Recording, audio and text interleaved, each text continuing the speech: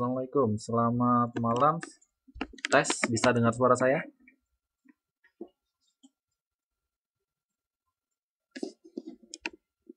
Bisa ya.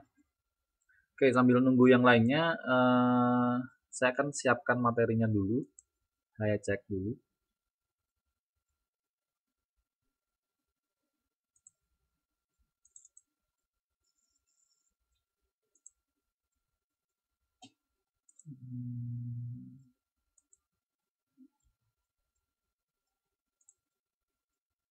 Sebentar ya.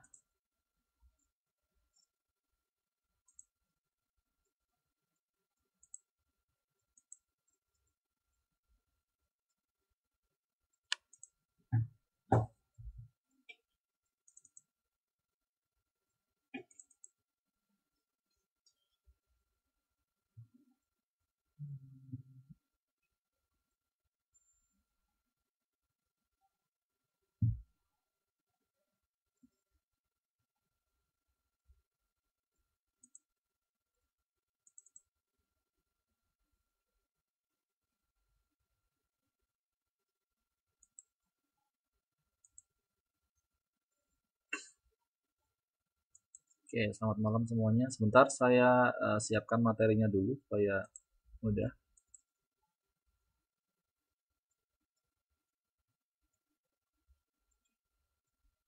Sebentar.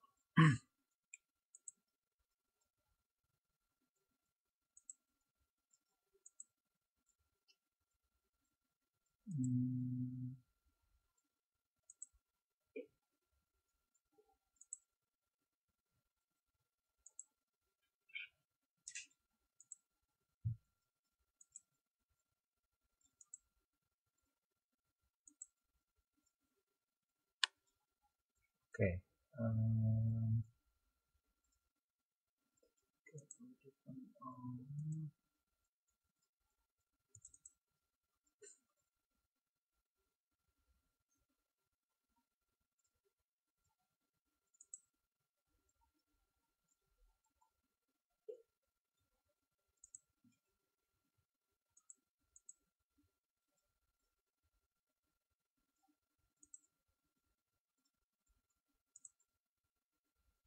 Masih proses upload ya.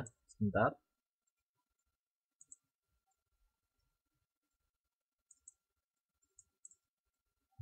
Sinyalnya agak jelek.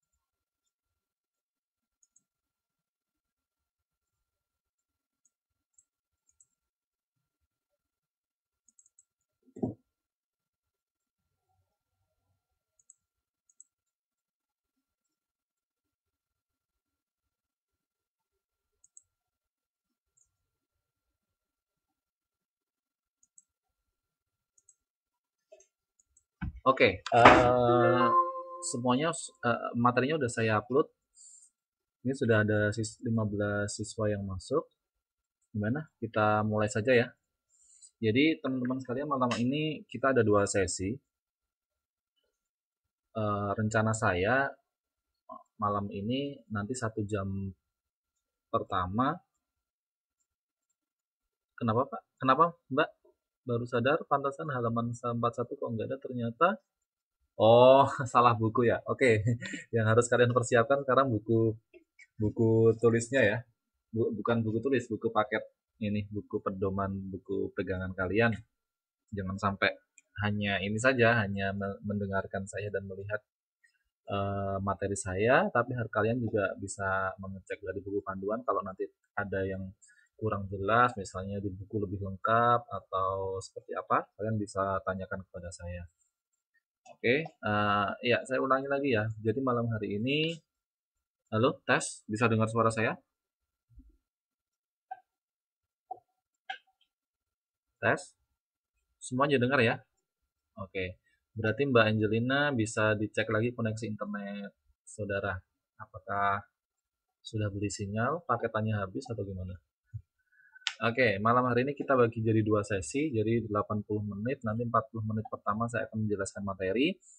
Kemudian sesuai dengan janji saya kemarin, untuk 40 menit selanjutnya kita gunakan untuk membahas soal-soal UTS yang kemarin sudah kalian kerjakan. Jadi kalian mungkin bisa menilai sendiri, kalian masih simpan kan ya jawabannya. Jadi nanti kita akan bahas bareng-bareng, jawabannya juga akan saya berikan sehingga kalian bisa mengkoreksi diri sendiri ya. Saya benar berapa gitu kan. Oh, saya dapat berapa gitu kan. Gitu ya. Oke. Baik teman-teman sekalian, malam hari ini kita buka dulu kelas kita dengan berdoa menurut keyakinan dan agama masing-masing. Berdoa dimulai.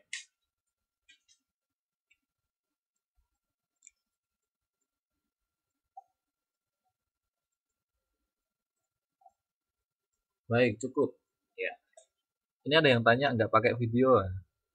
Takutnya nanti putus-putus lagi sinyalnya ya. Malam hari ini kita pakai suara saja. Bisa dengar suara saya ya?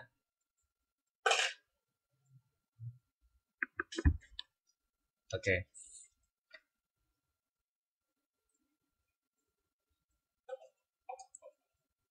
Ya, selamat malam.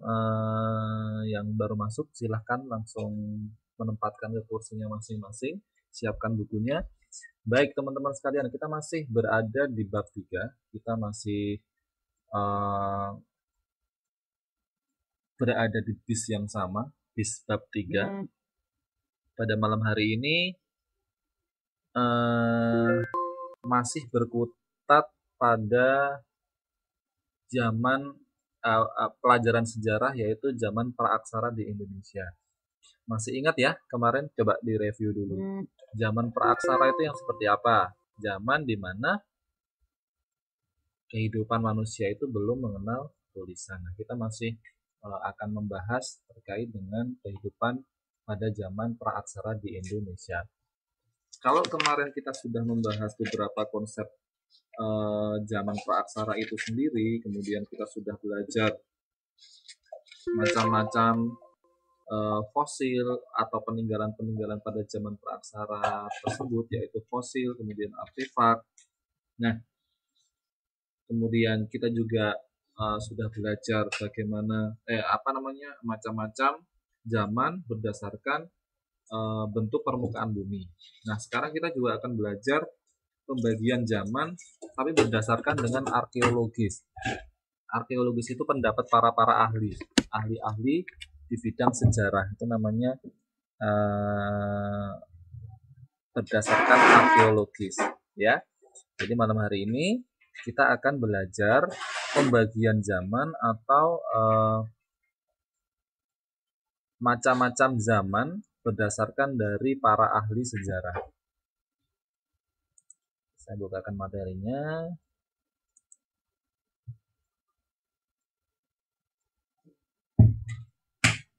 Oh, ini kemarin sudah ya, pembagian zaman praaksara berdasarkan geologis. Saya coba cari yang berdasarkan arkeologis. Kalau di bukunya itu halaman 44, teman-teman sekalian. Arkeologis. Agak lama ya. Ini koneksinya sepertinya bermasalah lagi nih selama saya. Guys, bisa dengar suara ya? Suara saya jelas ya? Cuman kok slide-nya nggak bisa dibuka ya?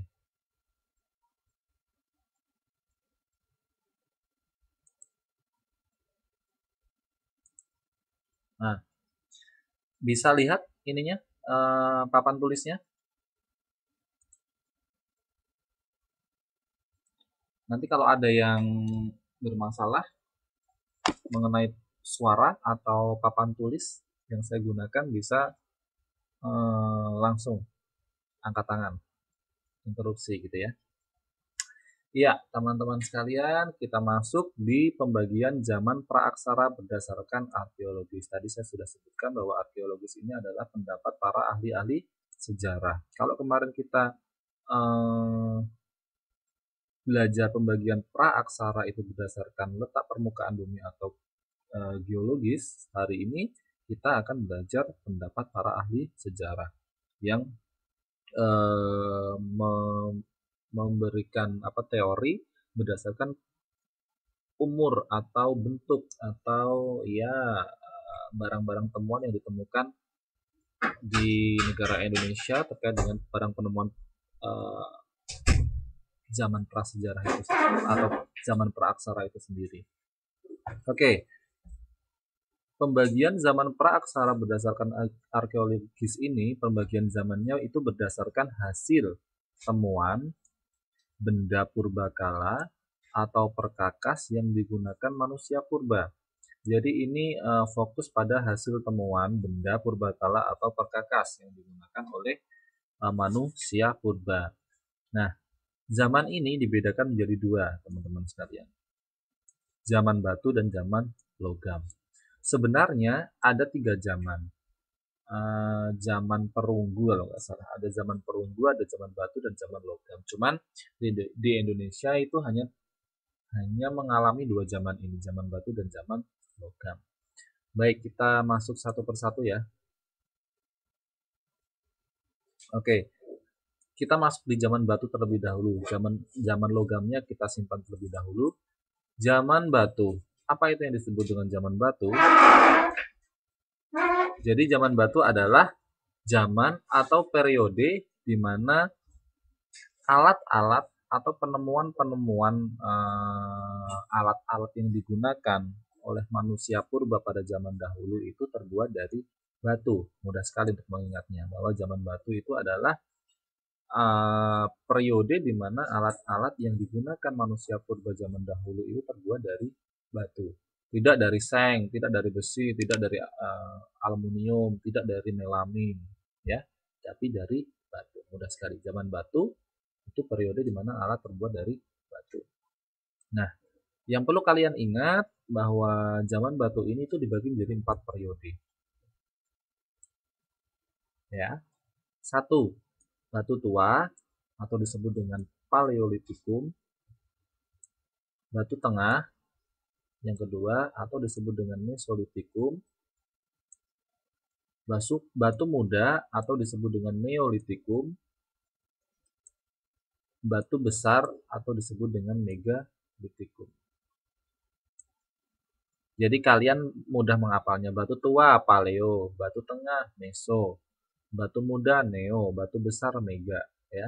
Jadi zaman batu ini dibagi menjadi 4 macam atau dibagi 4 periode waktu. Zaman batu tua ini yang pertama, zaman batu tengah itu yang kedua, zaman batu muda itu yang ketiga, dan yang terakhir itu zaman batu besar atau disebut dengan Megalitikum. Oke, mudah ya. Paleolitikum, Mesolitikum, Neolitikum, Megalitikum. Itu urut-urutan. Jadi zaman batu tua dulu, batu tengah, batu muda, kemudian batu besar. Kita masuk satu persatu. Ya. Zaman batu tua.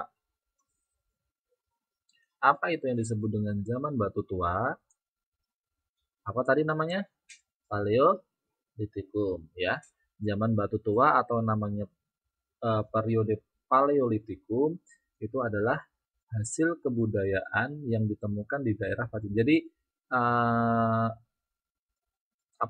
zaman batu tua ini itu barang penemuannya atau hasil penemuan alat-alat yang digunakan oleh manusia purba zaman dahulu itu banyak ditemukan di daerah-daerah ini. Daerah-daerah Pacitan, Ngandong, Jawa Timur. Jadi banyak ditemukan di daerah Jawa Timur. Pacitan dan Ngandong. Oke. Nah, apa ciri-cirinya teman-teman sekalian? Jadi kalian bisa mencermati ciri-ciri zaman batu tua itu sebagai berikut. Oke, peralatan itu bisa dari batu atau tulang yang sederhana. Tapi kebanyakan dari batu, teman-teman sekalian. Mungkin mereka mendefinisikan karena tulang itu sudah membatu atau fosil kemarin ya. Jadi zaman ini itu memiliki ciri-ciri. Peralatan yang ditemukan, peralatan yang digunakan oleh manusia purba pada zaman dahulu itu terbuat dari batu atau tulang yang sederhana. Jenis alatnya itu berupa kapak genggam dari batu, atau kapak perimbas, atau alat serpi. Nanti saya akan tunjukkan gambarnya. Saya sudah mempersiapkan gambar-gambarnya untuk materi pada malam hari ini. Nanti kalian kalau misalnya pengen tahu lebih banyak, kalian bisa search di Google. Semua ada ya. Kemudian manusia hidup di zaman batu tua itu adalah untuk mencari makan, kemudian meramu dan berburu. Jadi hidupnya manusia pada zaman batu tua ini adalah untuk mencari makan dengan meramu dan berburu. Jadi meramu ini adalah meracik makanan dan mereka senang berburu. Pada zaman batu tua ini mereka itu hidupnya masih berpindah-pindah, tidak menetap.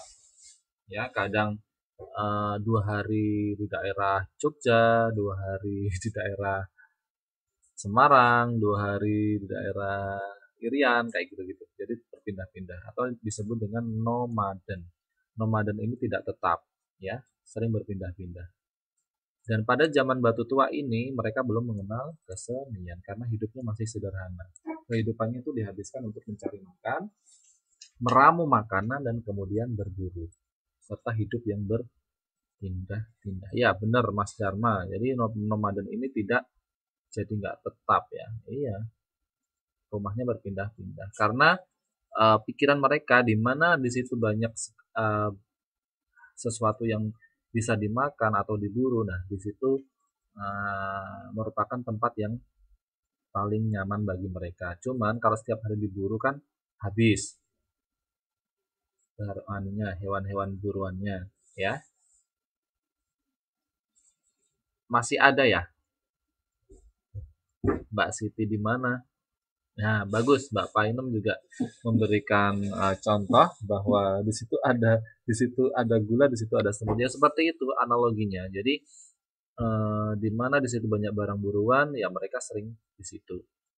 Kalau barang buruannya habis, mereka pindah. Nah, seperti itu. Karena tujuan hidupnya mereka adalah mencari makan, meramu dan berburu. Oke. Jelas ya zaman batu tua ya.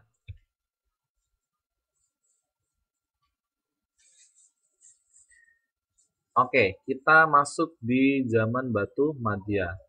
Tadi apa namanya? Zaman batu Madya? Masih ingat? Ada yang masih ingat ya? Zaman batu Madya. Mesolitikum. Ya, bagus Mbak Via, Mbak nih. Mbak Siti. Oke, Mbak Islam juga bagus ya. Jadi, zaman batu Madya atau namanya Mesolitikum. Itu adalah zaman peralihan teman-teman sekalian. Ya, Mbak Yuni juga betul, Mbak Rara juga betul, Mbak Ani juga betul. Bagus, pintar-pintar. Zaman batu Madya atau Mesolitikum itu adalah zaman peralihan. Peralihan dari apa? Peralihan dari batu tua, Paleolitikum. Oke.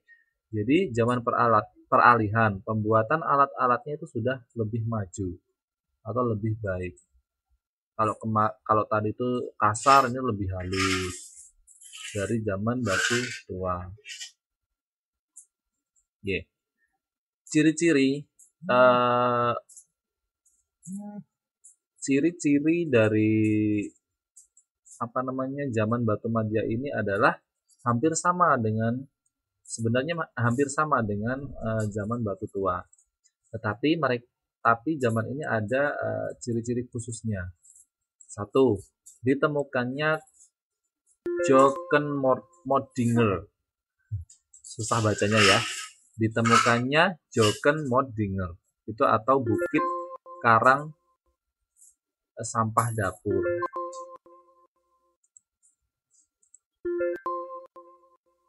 Sebentar. Jadi ciri-ciri khususnya adalah ditemukannya Jokkenmordinger atau bukit karang sampah dapur. Jadi dia itu ditemukan sebuah bukit yang dia berbentuk seperti sampah dapur, ya, karang-karang, bukit karang. Kemudian ditemukannya juga Abris Saus Roch, gua karang sebagai tempat tidur. Jadi mereka barang-barang yang ditemukan adalah batu-batu besar, batu-batu karang yang berbentuk ya, satunya berbentuk seperti karang sampah dapur, kemudian berbentuk sebagai tempat tidur dan lain sebagainya. Kemudian pada zaman ini manusia itu sudah mengenal seni. Kenapa bisa disebut sudah mengenal seni? Karena para ahli arkeologi itu menemukan berbagai macam kesenian. Salah satunya adalah cap tangan. Nah, cap tangan ini dianggap sebagai seni. Cap tangan dan cap babi hutan, ya, biasanya ditemukan di batu. Nah, itu merupakan kesenian dari zaman batu madya, manusia purba pada zaman batu madya, yaitu cap tangan dan babi hutan.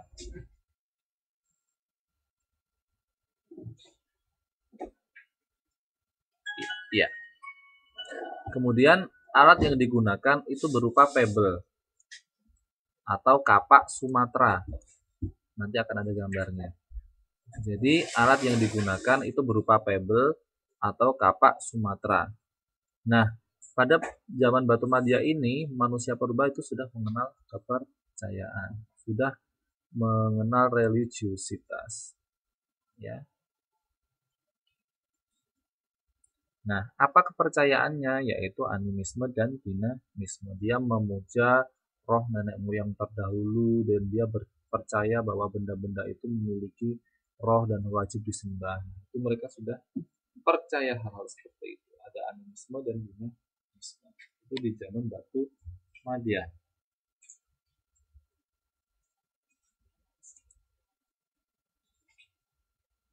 Nah, di zaman batu muda ini adalah yang ketiga atau namanya Neolitikum.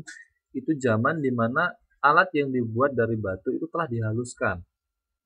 Jadi cara gampangnya ya, batu tua tadi masih kasar, batu madya sudah setengah halus.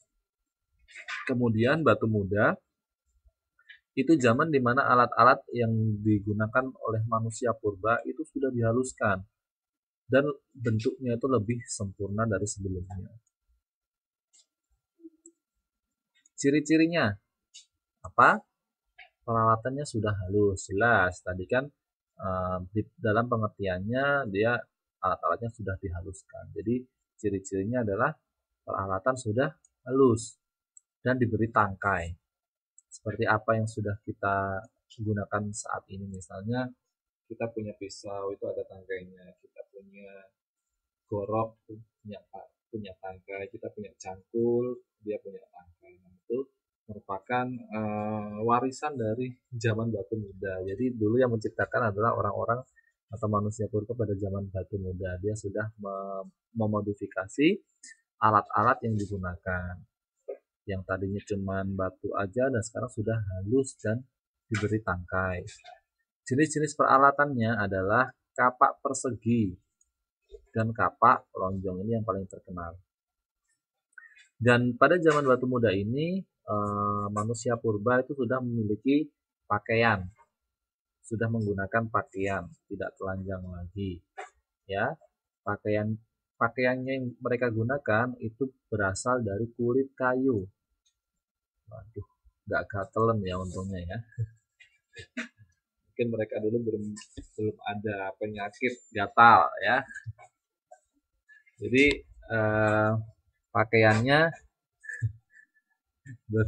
berasal dari kulit kayu. Saya jadi membayangkan yang aneh-aneh kan. Kayu apa ya kan? Oke. Jadi mereka sudah menggunakan pakaian berasal dari kulit kayu. Kemudian mereka juga sudah menyiapkan perhiasan. Kalau sekarang disebut zaman apa ya? Sekarang zaman modern, ya. Nggak tahu. Sekarang zaman milenium, ya, zaman milenium. Dan mereka sudah menggunakan perhiasan. Biasanya perhiasannya itu adalah perhiasan dari manik-manik batu. Jadi batu, mereka menemukan mungkin batu cantik gitu kan, batu merah, misalnya batu putih, hitam, mereka rangkai menjadi kalung, jadi manik-manik ya. Jadi mereka sudah mengenal ya batu akik, betul. Jadi saya menyebutkan batu akik susah. Jadi batu akik ya atau manik-manik mereka gunakan untuk perhiasan. Nah, pada zaman batu muda ini mereka sudah tinggal menetap. Ya, mereka sudah tinggal menetap.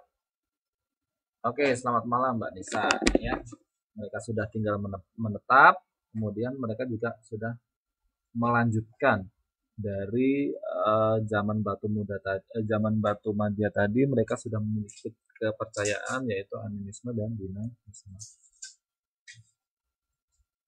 Bahwa kepercayaan benda-benda di sekitar mereka itu hidup, kemudian patut disembah. Itu adalah kepercayaan animisme dan dinamisme, mempercayai roh-roh nenek moyang terdahulu.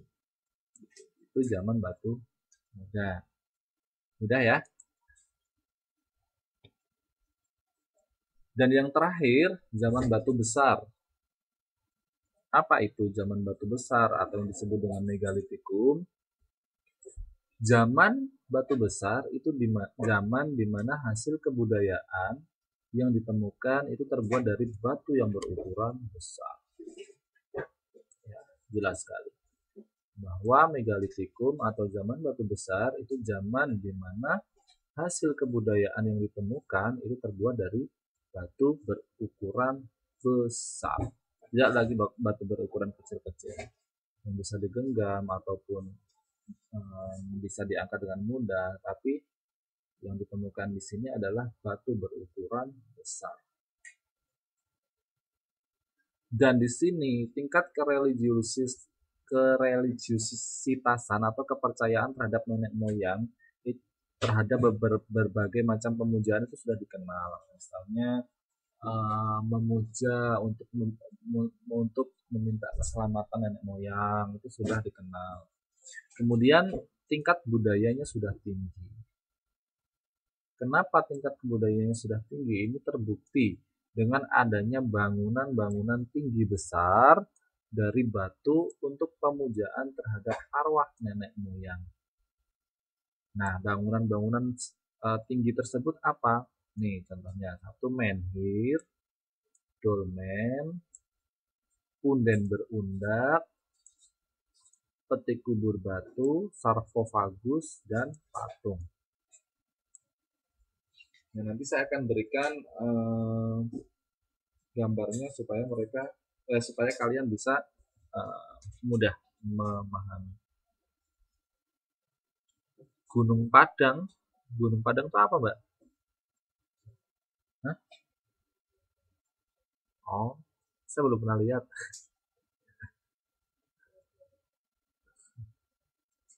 Ada di Jawa Barat ya. Teman saya malah tahu di Cianjur. Oh, di Jawa Barat. Oke, terima kasih atas infonya Mbak Siti. Jadi menhir, dolmen itu semacam patung ya, semacam patung yang digunakan untuk pemujaan terhadap nenek moyang. Kemudian punden berundak ini juga iya. Dan peti kubur batu ini adalah tempat-tempat untuk menyimpan mayat. Sarkofagus ini kalau nggak salah kuburan makhluk lagi, manusia purba pada zaman dahulu. Jadi sarkofagus itu kayak kuburannya. Oke, sampai di sini jelas ya. Nah, kita masuk zaman logam. Kalau tadi kan kita sudah membahas zaman batu, sekarang kita masuk zaman logam. Ternyata Kalau arca itu adalah patung, patung yang kemudian di dalam patung batu yang di dalam patung batu itu terdapat cerita di dalamnya.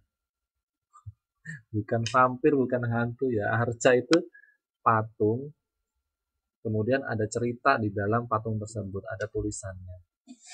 Biasanya menceritakan apa patung yang ada di arca tersebut. Gitu. Paham ya?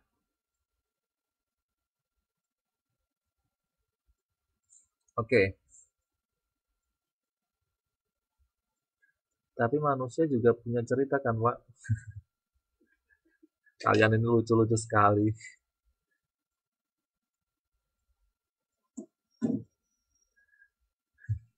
Oke, kita lanjutkan ya. Zaman logam. Tadi kita sudah bahas zaman batu, sekarang zaman logam. Nah, ternyata zaman logam itu punya asal. Artinya budaya atau zaman logam itu dipengaruhi atau pengaruhnya itu berasal dari daratan Asia. Jadi zaman logam itu pengaruhnya itu dari daratan Asia. Nah, untuk lebih mudahnya mengingat-ingat bahwa zaman logam ini adalah zaman di mana semua penemuan atau peralatan yang digunakan oleh manusia pada zaman itu terbuat dari logam, tidak batu lagi. Kalau batu disebut dengan zaman batu. Kalau ditemukan logam berarti dia berada di zaman logam.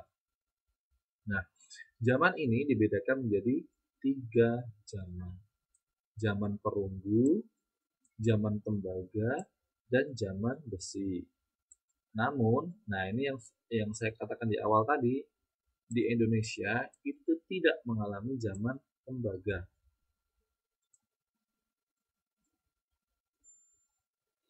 Ya. Namun di Indonesia itu tidak mengalami zaman tembaga.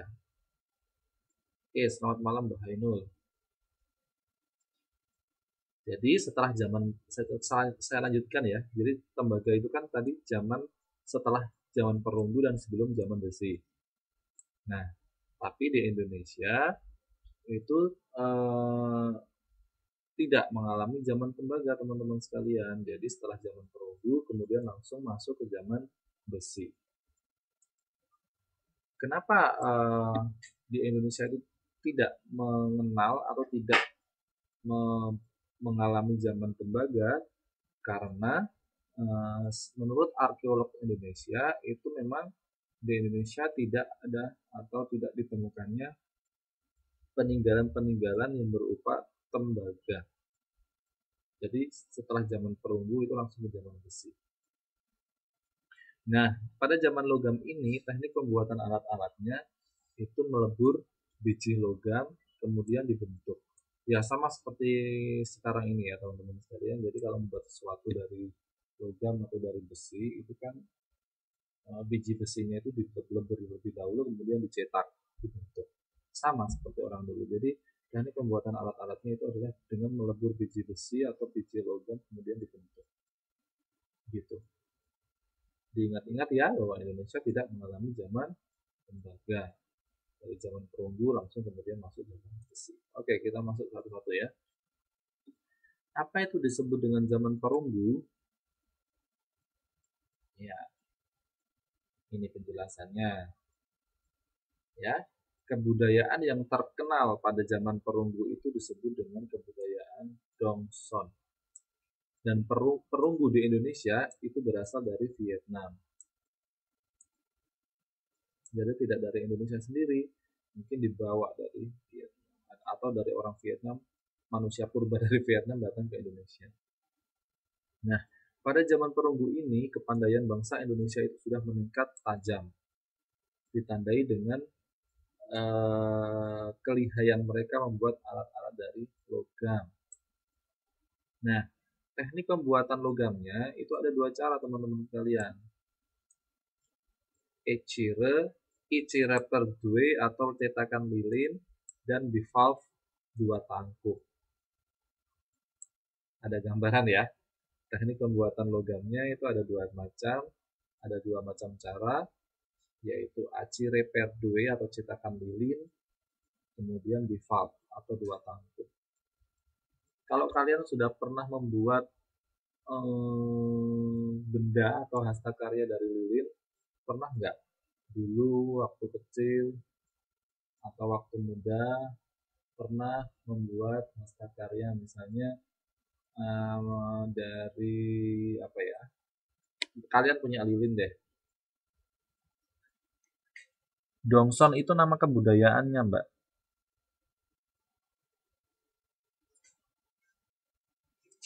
Ya, Dongson itu nama kebudayaan.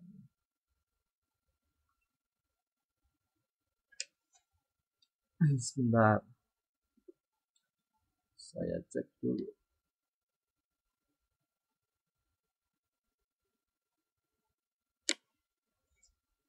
Ya, pernah ya yang pernah buat misalnya dari pepaya. Pepaya tuh dihilangkan apa namanya isinya, kemudian dari lilin yang sudah dicairkan dimasukkan situ, dan nanti jadi kayak buah belimbing gitu.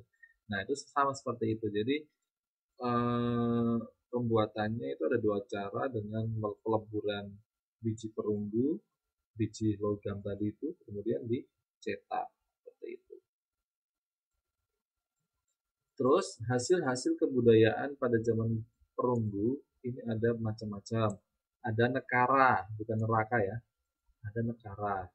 Kemudian bejana perunggu, kapak corong, arca perunggu, benda-benda perunggu, gerabah, dan manik. Nah, ini pada zaman perunggu. Nah, apa bedanya dengan zaman besi ini yang terakhir? Nah, zaman besi ini adalah zaman terakhir praaksara.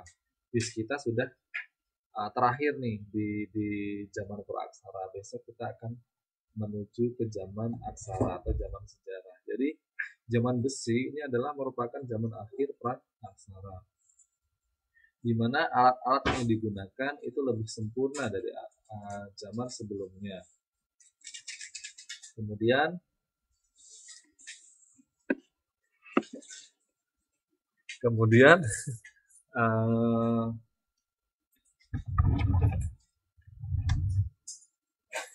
apa namanya, temuan peninggalan zaman besi di Indonesia itu memang belum banyak ditemukan karena mungkin hancur karena pengkaratan.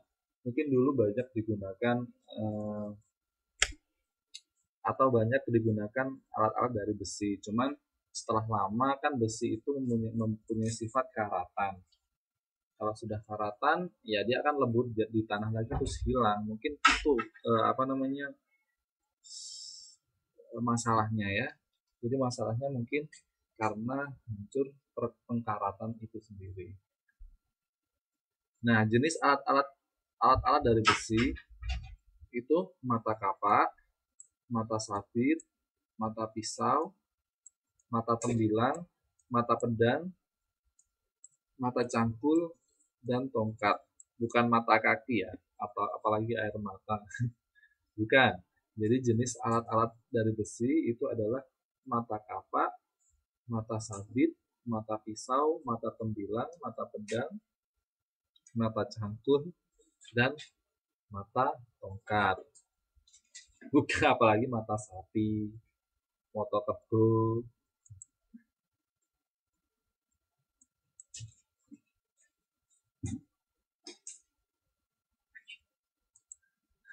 Kayak telur ya. Oke, teman-teman sekalian, itu materi untuk malam hari ini. Saya akan kasih contohnya. Sebentar, saya ada contoh gambar-gambar.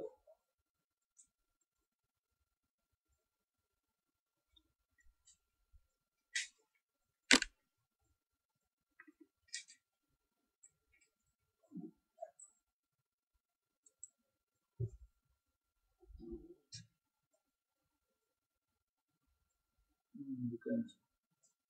Ini contoh perawatan batu-batu tadi. Sebentar, ada yang lebih jelas.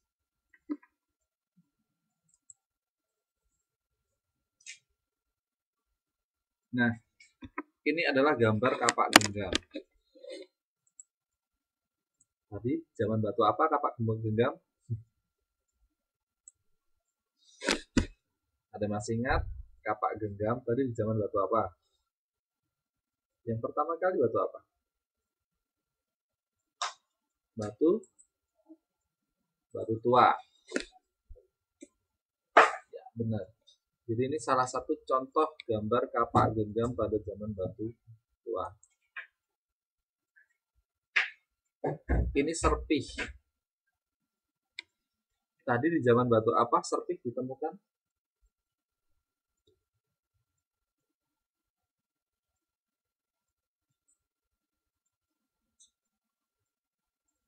Ya, tuh batu madya. Batu tengah. Serpih ya, contoh serpih jadi kecil-kecil. Batu tua apa batu madya? Batu tua. Betul, Mbak Ani Lestari ya. Di batu tua tuh dicek lagi tuh. Jadi jenis alat yang digunakan adalah kapak genggam, kapak perimas dan serpih. Ya, batu tua. Jadi ini contoh serpih. Jadi bentuknya kecil, tipis-tipis, ada yang gede tapi tipis, itu namanya serpih.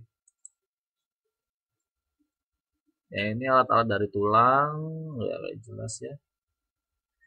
Dari tulang.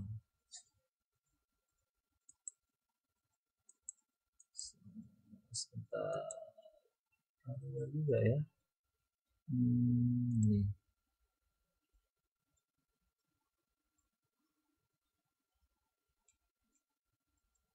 Nah, ini kapak persegi.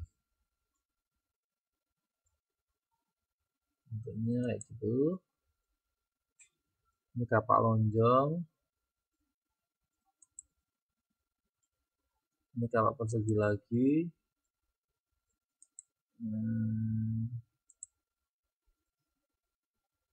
Nah, ini gambar menhir. Tahu tadi ya, menhir itu sebuah batu gede atau tugu untuk pemujaan roh nenek moyang. Namanya menhir.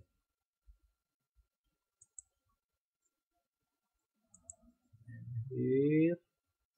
Kemudian ini dolmen. Sama, hampir sama. Fungsinya untuk pemujaan. Gak jelas ya. Kalian bisa cari di internet. Nah, ini tadi dolmen.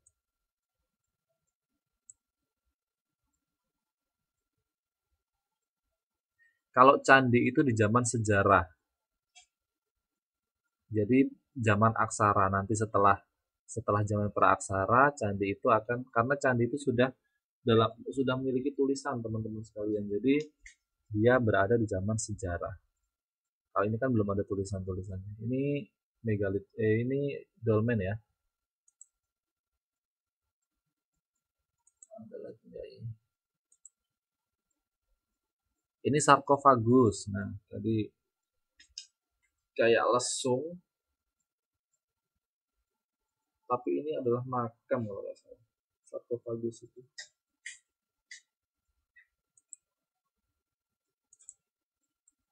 Lumbung padi ya. Nah, ini punden berundak. Punden berundak itu memang kayak candi, tapi dia bukan candi karena candi itu di zaman sejarah. Ini punden berundak. Ya, untuk pemujaan-pemujaan gitu. Kemudian nah, ini waruga atau peti kubur. Peti kubur batu. Mereka sudah mengenal tempat-tempat untuk perkuburan atau kuburan untuk menyimpan mayat.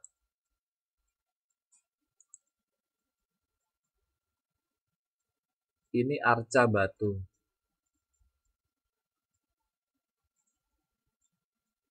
Di Sumatera Selatan. Arca batu.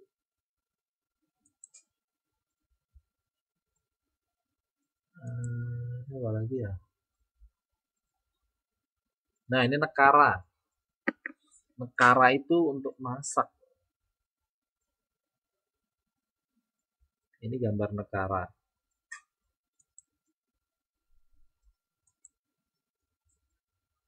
Ya, ini nekara. Ya, kayak dandang.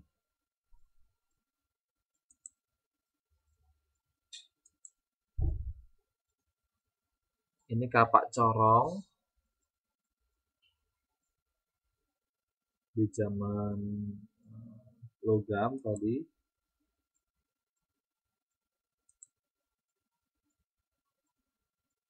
Chandrasa tadi nggak ada ya. Ini arca perunggu, jadi arca-arca dari perunggu.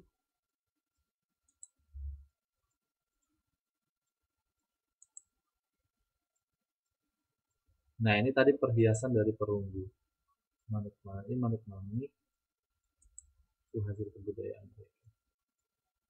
Oke, itu tadi gambar-gambarnya, teman-teman sekalian. Mungkin itu materi kita pada malam hari ini untuk sesi 1 jam pertama. Nah, sekarang kita gimana? Kita bahas soal-soal UTS ya kemarin ya. Saya akan uploadkan dulu soalnya.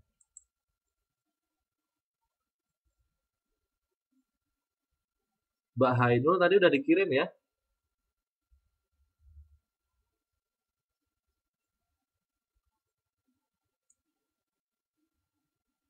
Oke, sepertinya sudah saya koreksi dengan Mbak Hainul itu. Oke.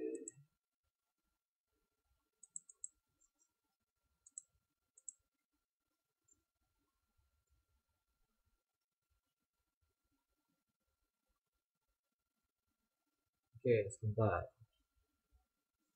Sambil menunggu.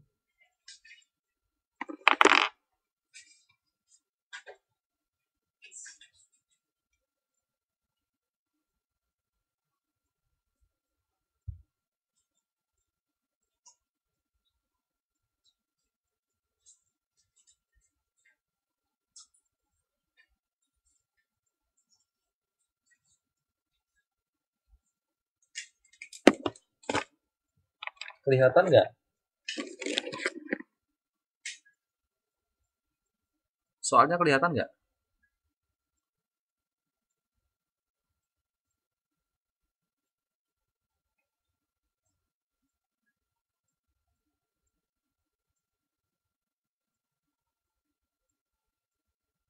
Gimana sekarang? Kelihatan nggak? Sekarang kelihatan nggak? Geser kemana?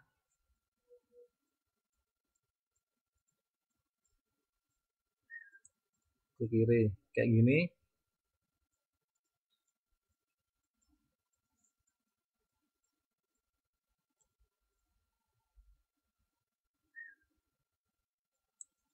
Oke.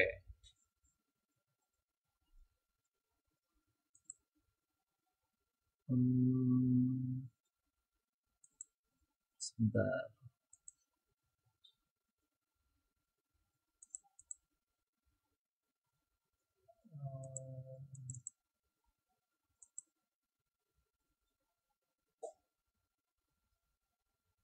Hah? Ada yang kelihatan nggak?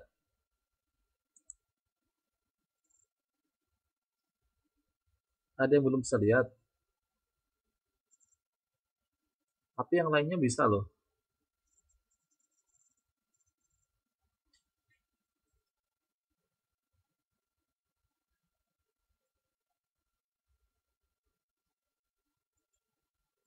Mungkin dicek lagi koneksinya Mbak Lina.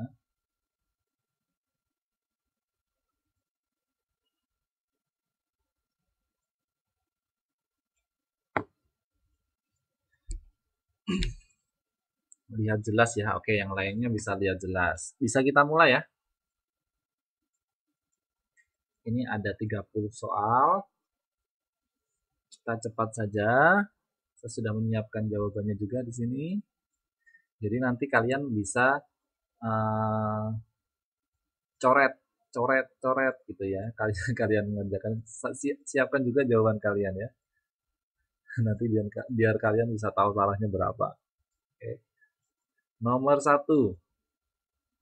Ranah yang dikaji dalam geografi adalah segala sesuatu yang berasal dari ruang bumi. Oleh karena itu, geografi juga dapat disebut sebagai apa?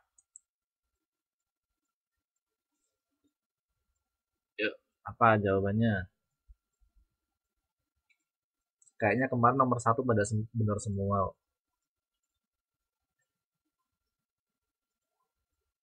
Oke, semua jawab A. Mbak Siti belum bisa lihat. Yang dilihat apa Mbak Siti? Maksudnya di layar HP-nya atau di layar PDA-nya atau di layar komputernya? Atau mendengarkan suara saya aja Mbak Siti? Catat ininya, apa namanya, jawabannya, nanti dicocokkan sama jawaban yang kemarin Mbak Siti jawab. Ya, saya jawab ya. Nomor 1 itu adalah jawabannya A. Spasial atau keruangan. Jadi nomor 1 jawabannya adalah A.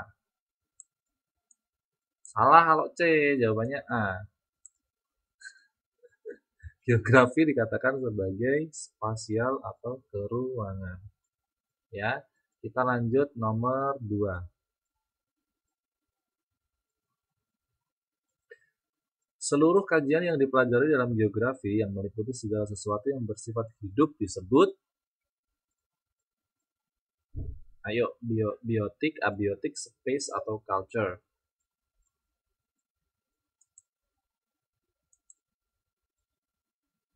Mudah banget ini.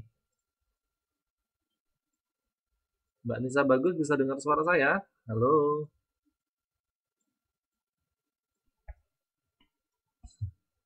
Mbak Ani Lestari menjawab C, space. Salah, space. Ini loh kata kuncinya, bersifat hidup.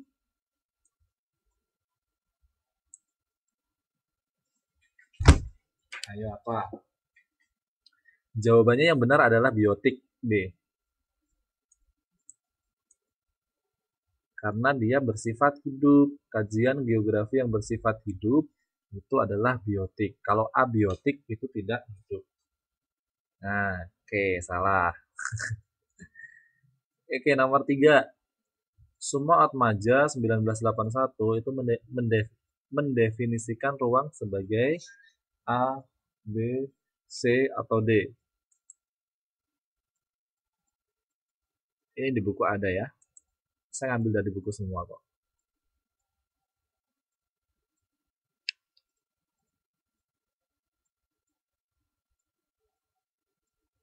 Apa jawabannya? Ya, nomor 3 ini jawabannya adalah C. Jadi Suma Atmaja 1981 itu mendefinisikan ruang sebagai tempat di permukaan bumi, baik secara keseluruhan maupun hanya sebagian. Ya, nomor 4. Ruang memuat dua dimensi. Nomor 2 jawabannya B. Nomor 4, ruang memuat dua dimensi, yaitu dimensi jarak dan isi. Dimensi isi menyangkut apa?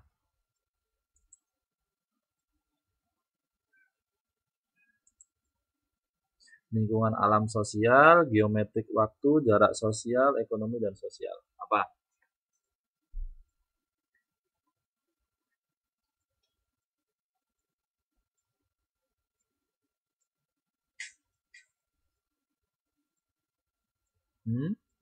Nomor 4, apa jawabannya? Nomor 4, betul sekali. Jawabannya nomor 4 adalah A. Lingkungan alam dan lingkungan sosial. Ya, nomor 4 jawabannya A. Yang salah jangan nangis. Hore, salah. Ya, nomor 5. Konsep geografi yang terpenting karena dapat menunjukkan posisi suatu tempat, benda atau gejala permukaan bumi disebut faktor apa? Menunjukkan tempat, posisi, apa?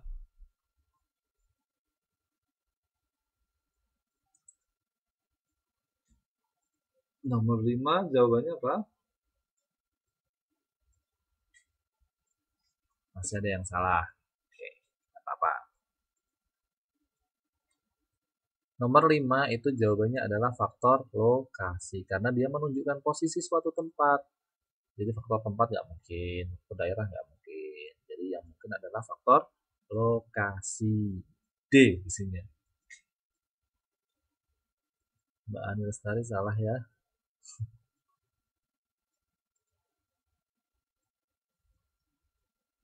Oke, kita masuk ke nomor 6. Lokasi absolut adalah posisi sesuatu berdasarkan nomor 6 apa jawabannya? Absolut, absolut, absolut.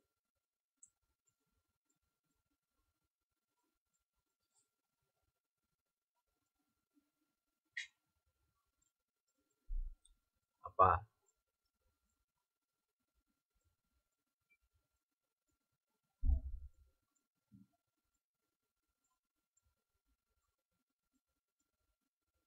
Nomor 6 jawabannya adalah C. Koordinat garis lintang dan garis bujur. Karena dia absolut. Absolut itu dia sudah pasti di situ dengan detail-detailnya ya. Nomor 6 jawabannya C. Koordinat garis lintang dan garis bujur. Sekarang kita masuk nomor 7. Aspek-aspek ruang muka bumi meliputi aspek-aspek di bawah ini kecuali. Nomor 5 jawabannya D. Faktor lokasi. Nomor 7, aspek-aspek ruang muka bumi meliputi aspek-aspek di bawah ini kecuali, berarti yang bukan merupakan aspek ruang muka bumi. Apa? Nomor 7.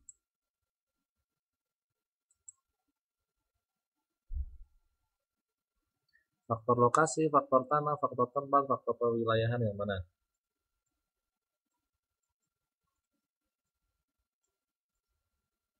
Ya, yang benar nomor 7 itu adalah faktor tanah.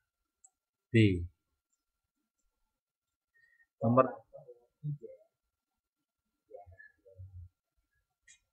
8. Indonesia merupakan tempat strategis karena diapit oleh dua benua yang mempunyai kondisi fisik dan corak kehidupan yang berbeda, yaitu benua apa? Mudah banget ini.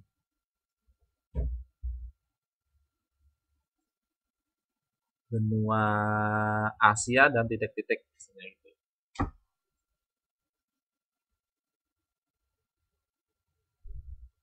Nomor 8 yang benar adalah Asia dan Australia. Jadi nomor 8 itu jawabannya adalah D.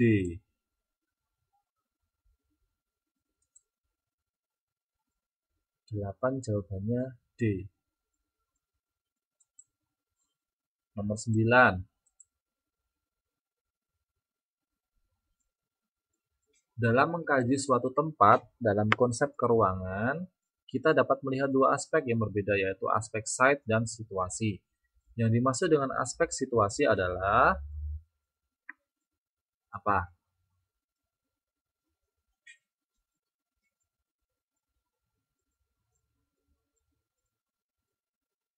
Jawabannya apa?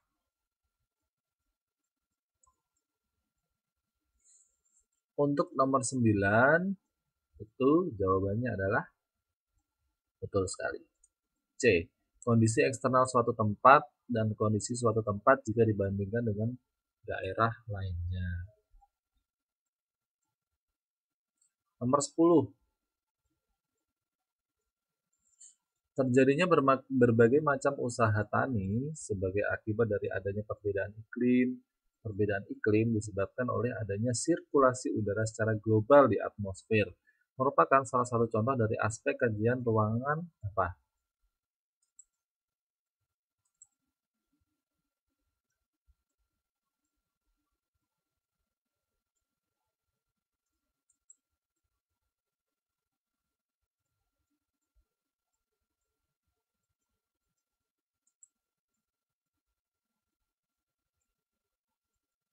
Apa? Ayo, ini banyak sekali yang jawab berbeda. Untuk nomor 10, jawabannya adalah movement, gerakan. D.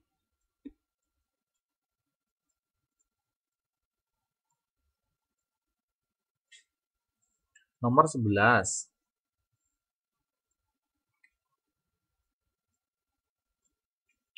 Menurut Kamus Besar Bahasa Indonesia, konsep diartikan sebagai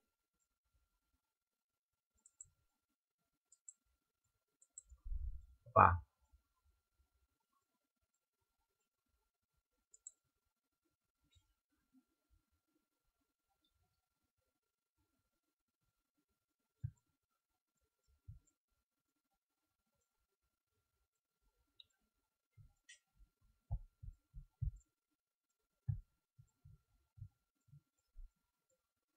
Ya, nomor 11 jawabannya adalah ide atau pengertian yang diabstrakkan dari peristiwa konkret. Jawabannya adalah A.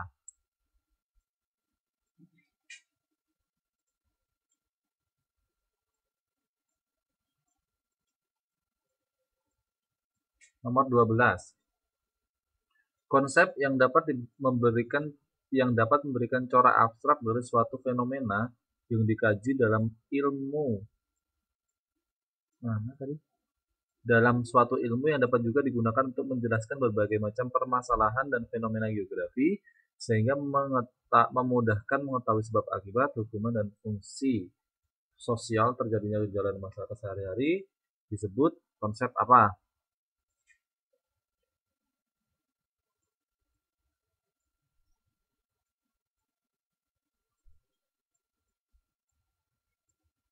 Ayo apa?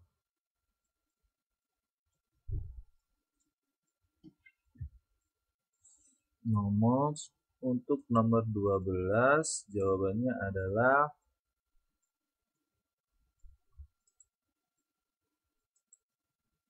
konsep esensial, C. Ya, masih ada yang salah.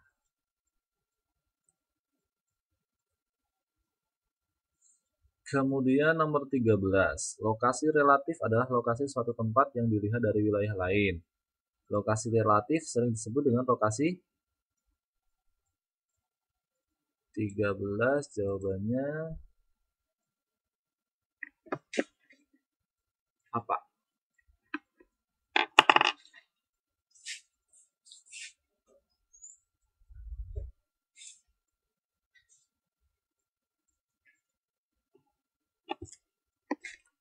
Untuk nomor 13 jawabannya adalah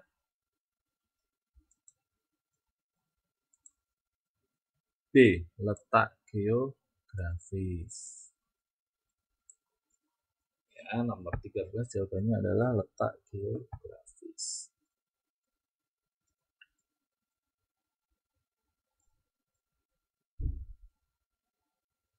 Nomor 14. B, jawabannya B.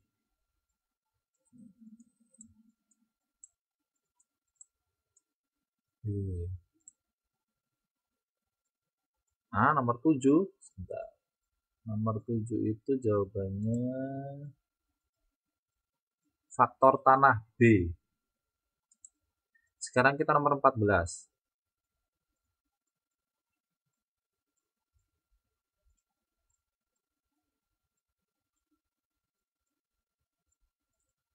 Nomor 14 jawabannya apa? Geografi mempelajari pendekatan geosfer dengan menggunakan berbagai pendekatan. Yang dimaksud dengan pendekatan kewilayahan adalah apa? Pendekatan kewilayahan itu apa?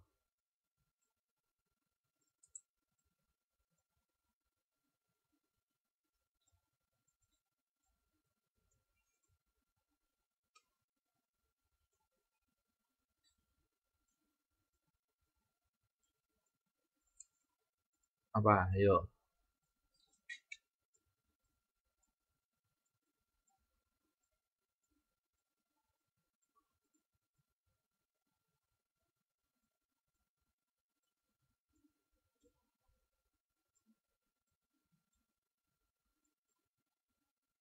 Pendekatan kewilayahan itu adalah D. Geografi melihat ruang sebagai wadah yang memiliki keunikan dan perbedaan antara wilayah satu dengan lainnya sebagai hasil interaksi dan integrasi antara aspek fisik dan manusia yang ada di dalamnya. Jadi jawabannya nomor 14 itu adalah D. Saya pakai huruf besar semua, Mbak. Jadi kalau B ya huruf kapital, kalau D ya seperti ini. Ya. Atau satu yang gini aja. Jadi 14 jawabannya D. 15. Pendekatan ke ruangan atau spatial approach terbagi menjadi 3. Apa? Jawabannya nomor 15.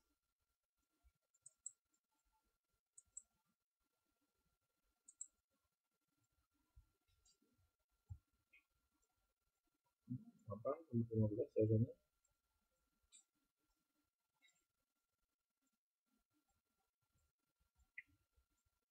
Nomor 15 jawabannya adalah C. Pendekatan topik, pendekatan aktivitas manusia dengan pendekatan region. 15 jawabannya adalah C. 16. Suatu cara berpikir dalam mengkaji dan menganalisis suatu benda atau masalah sebagian besar dari suatu sistem disebut kinetis, sintetis, sistematis, geografis. Ayo semuanya dipilih A, B, C, D.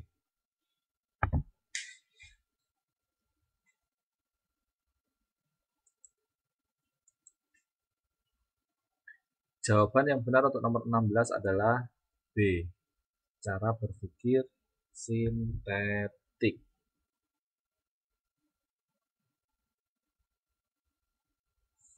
Nomor 17. Yang dimaksud dengan pendekatan ekologi adalah apa? Nomor 17 jawabannya.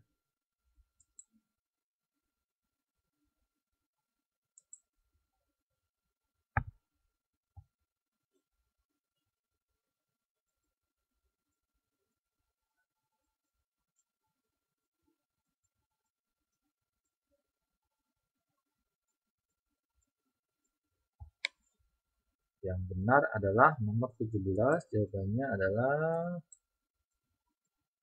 C. 16 jawabannya B.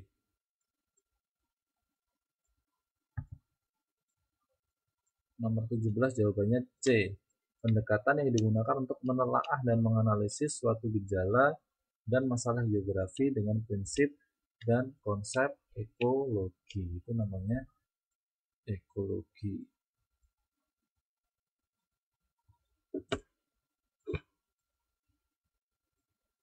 Sekarang nomor 18. Menurut Hedget, ruang lingkup geografi itu dibagi menjadi 2 jenis, yaitu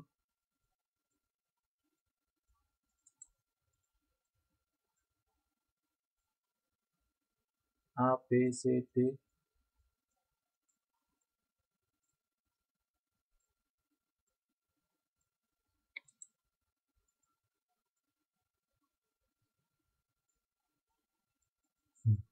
Yang mana?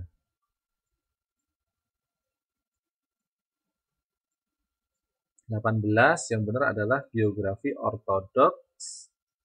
Satunya apa? Jawabannya adalah D. Ortodoks dan terintegrasi. 19.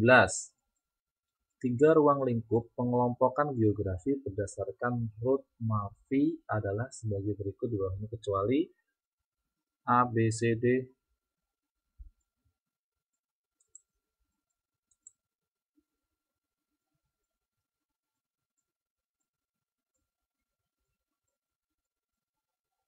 Apa? A, B, C, D.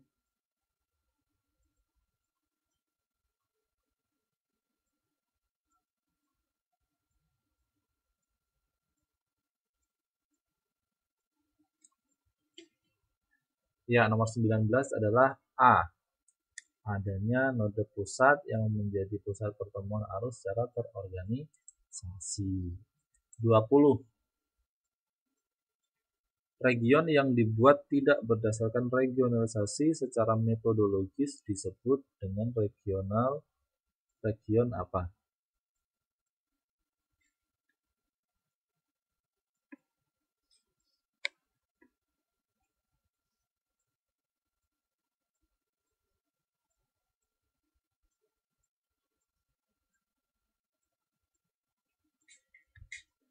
Ya, nomor 20 yang benar adalah C. Region a priori. Jadi jawabannya adalah C. 21. Perwilayahan berdasarkan proses penentuannya dibagi menjadi 2 bagian, yaitu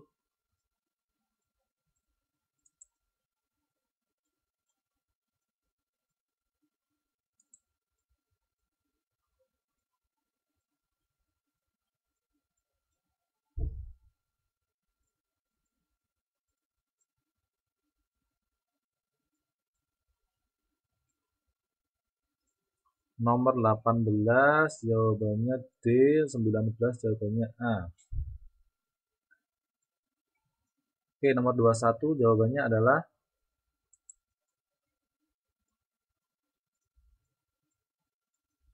yang benar adalah D. Perwilayahan formal dan perwilayahan fungsional.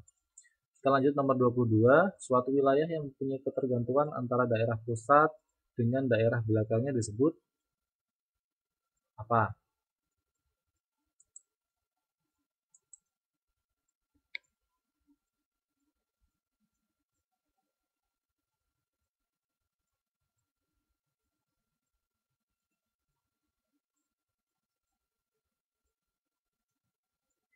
Ya, 22 jawabannya adalah B.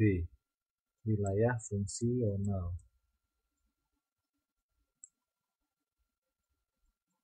Nomor 23. Tidak terpenuhinya kebutuhan manusia yang dapat menimbulkan masalah pemenuhan kebutuhan disebut dengan masalah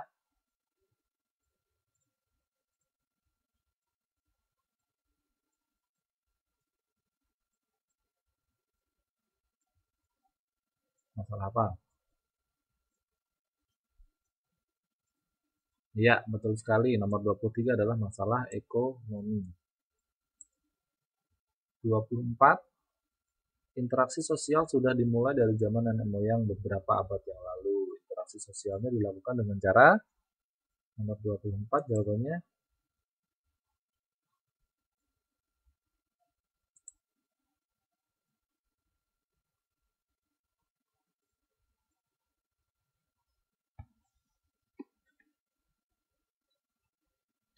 apa?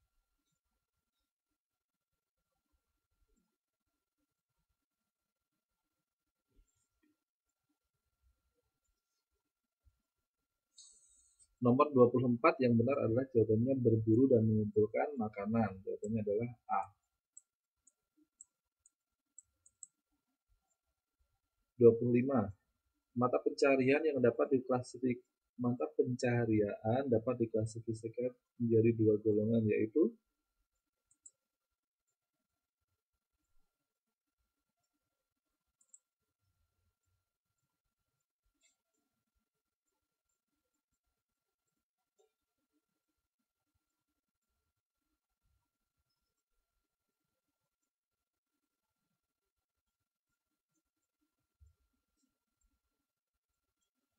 apa? 25 yang benar adalah B. Berdasarkan jenis pekerjaan dan tempat.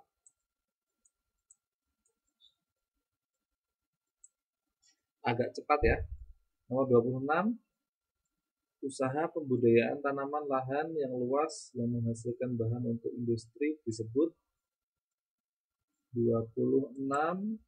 Jawabannya yang benar adalah C. Perkebunan.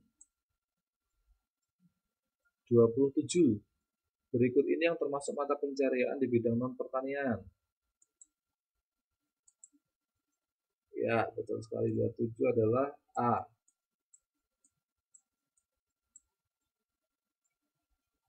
28. Hewan yang termasuk dalam golongan peternakan jenis unggas kecuali apa?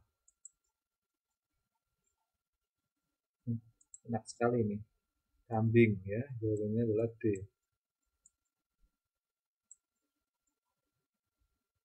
Berikut di bawah ini yang benar tentang pertambangan adalah proses kegiatan 29. Iya, betul sekali. 29 jawabannya adalah C. 30. Di bawah ini yang termasuk jenis barang tambang adalah apa? 30. Barang tambang cair. Ya, tuh jawabannya adalah minyak bumi. 31. Proses mengolah bahan mentah menjadi bahan setengah jadi. Jawabannya adalah B. Perindustrian. 32. Salah satu contoh mata pencarian di bidang jasa.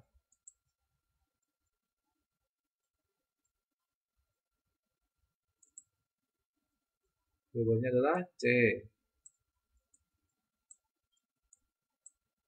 Nomor 33, bidang perindustrian rumah tangga, jumlah tenaga kerjanya antara 20 sampai 99 orang.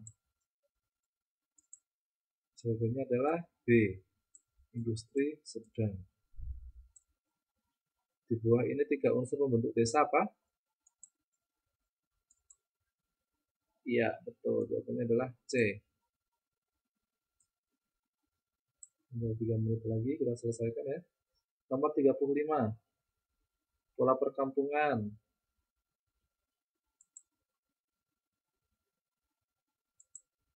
35 yang benar adalah linier dan memanjang. D. 36, pola perkampungan dengan jarak rumah terpencil. Iya, betul sekali. Nomor 36 A. 37, sistem kehidupan manusia. 37 adalah kota. C. Nomor 38, kota metropolitan. Namanya juga apa? Lebih dari 100.000. D. 39, hubungan timbal balik. Namanya? Ya, betul sekali. Interaksi. Terakhir, 40, contoh pengaruh negatif.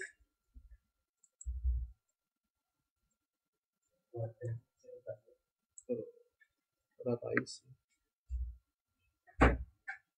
B. 40B. Oke, nggak apa-apa yang mau izin. Ada yang salah 3. Wah, bagus. Oke, teman-teman sekalian, waktunya tinggal 1 menit lagi.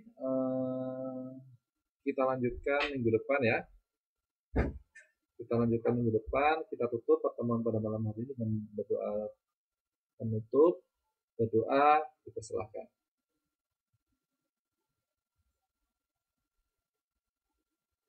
Cukup, ya mudah-mudahan ada manfaatnya. Dari saya kurang lebihnya mohon maaf. Sampai ketemu minggu depan. Saya akan kirimkan linknya ke Facebook. Oke, selamat beristirahat, selamat berlibur. Sampai berjumpa minggu depan. Assalamualaikum warahmatullahi wabarakatuh.